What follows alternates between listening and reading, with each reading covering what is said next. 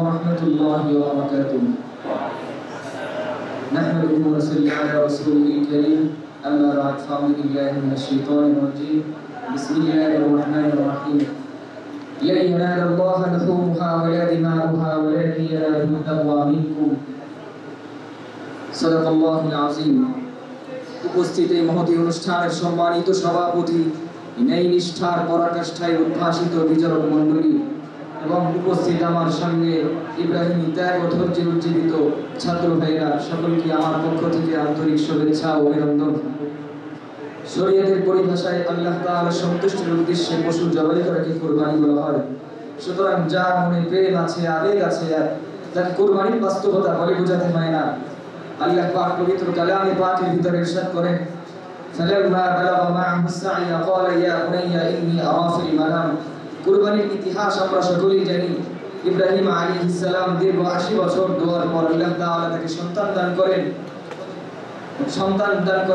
সন্তান যখন এই ব্যাপারে আল্লাহ তাআলা পবিত্র কালামে পাকের ভিতরে বলেন, ফালাম্মা বালাগা মা'আহু আস-সা'য়া ক্বালা ইয়া বুনাইয়া ইন্নী আরা ফিল মানাম।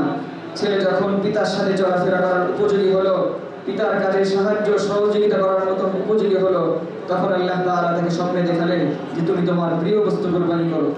তখন ইব্রাহিম আলাইহিস সালাম তার সন্তানকে বললেন, ক্বালা ইয়া আবাতি ক্বালা ইয়া বুনাইয়া ইন্নী আরা ফিল মানাম আন্নী আযবাহুকা ফানজুর মাযা তারা। হে আমার সন্তান, আমি স্বপ্নে দেখেছি তোমাকে জবাই করতে, সুতরাং তোমার কি অভিমত? তখন ইব্রাহিম তখন ছোট্ট শিশু হযরত ইসমাঈল আলাইহিস সালাম কত চমৎকার জবাব দিলেন, ক্বালা ইয়া আবাতি ফাআল মা তু'মার। হে আমার পিতা, আপনার উপরে যে আদেশ করা হয়েছে আপনি তা কার্যকর করুন। সাতাজিদুনি ইনশাআল্লাহু মিনাস সাবিরিন। আপনি আমাকে ধৈর্যশীলদের অন্তর্ভুক্ত পাবেন।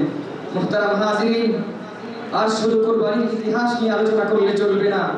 কুরবানির ইতিহাস, এই কুরবানির ইতিহাসের বাস্তব শিক্ষা আমাদের ব্যক্তি জীবনে, পারিবারিক জীবনে, সামাজিক জীবনে, বিশেষ করে রাষ্ট্রীয় জীবনে প্রতিষ্ঠিত করার জন্য সকলকে এগিয়ে আসতে হবে। এই জন্য সর্বপ্রথম আমাদের আত্মকেন্দ্রিক সিদ্ধান্তহীনতা, কাপুরুষতা, জালেম শাহীর বিরুদ্ধে গোলামি পরিহার করতে হবে এবং সন্তানের গোলামি, অন্যায় কাজের প্রতি সমর্থনকে বর্জন করতে হবে। মুহতারাম হাজিরিন, কুরবানির ইতিহাসকে অনুধাবন করতে হবে এবং সে অনুযায়ী জীবনযাপন করতে হবে। কেননা আজ সারা বিশ্বে মুসলমানদেরকে কুরবানি দেওয়া হচ্ছে, অন্যায়ভাবে মুসলমানদের শত শত সন্তানদেরকে কুরবানি দেওয়া হচ্ছে। কিন্তু আজ আমরা ইব্রাহিম আলাইহিস সালামের ত্যাগ এবং খোদার প্রতি মুজাহাদাকে আমরা ভুলে গিয়েছি। সুতরাং নবীদের জীবন থেকে, ইব্রাহিম আলাইহিস সালামের এবং ইসমাঈল আলাইহিস সালামের জীবন থেকে সকলকে শিক্ষা গ্রহণ করতে হবে এবং বাতিলের বিরুদ্ধে রুখে দাঁড়াতে হবে। ঘোষণা করতে হবে, কুল ইন্না সালাতি ওয়া নুসুকি ওয়া মাহইয়ায়া ওয়া মামাতি লিল্লাহি রাব্বিল আলামিন। মুহতারাম হাজিরিন, ইব্রাহিম আলাইহিস সালামের মতো সমাজ গড়ার জন্য সকলকে জীবনপণ চেষ্টা করতে হবে। প্রয়োজনে অন্যায় স্বার্থপরতার বিরুদ্ধে প্রতিবাদ করতে হবে, প্রয়োজনে সমাজের প্রতিটি স্তরে গণজোয়ার সৃষ্টি করতে হবে, প্রয়োজনে প্রতিরোধ গড়ে তুলতে হবে। মুহতারাম হাজিরিন, আমি আমার কবিতার মাধ্যমে আমি আমার বক্তৃতার গীতি টানছি। আজ भी हो जो इब्राहिम का ईमान पैदा आग कर सकती है अंदाज गुस्ता पैदा। ইব্রাহিমী ঈমান যদি হয় কোথাও বিদ্যমান, অগ্নিকুণ্ড হতে পারে খুবসুরত এক পুষ্পোদ্যান। মুহতারাম হাজিরিন, আল্লাহ তাআলা যেন আমাদেরকে ইব্রাহিম আলাইহিস সালামের ও ইসমাঈল আলাইহিস সালামের জীবন থেকে শিক্ষা নিয়ে আমল করার তৌফিক দান করেন এবং সেই শিক্ষা সমাজে বাস্তবায়ন করার তৌফিক দান করেন। সকলেই বলি আমিন। ওয়া আখিরু দাওয়ানা আলহামদুলিল্লাহি রাব্বিল আলামিন।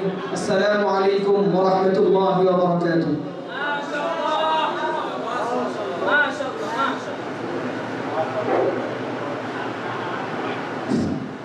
মাশাআল্লাহ।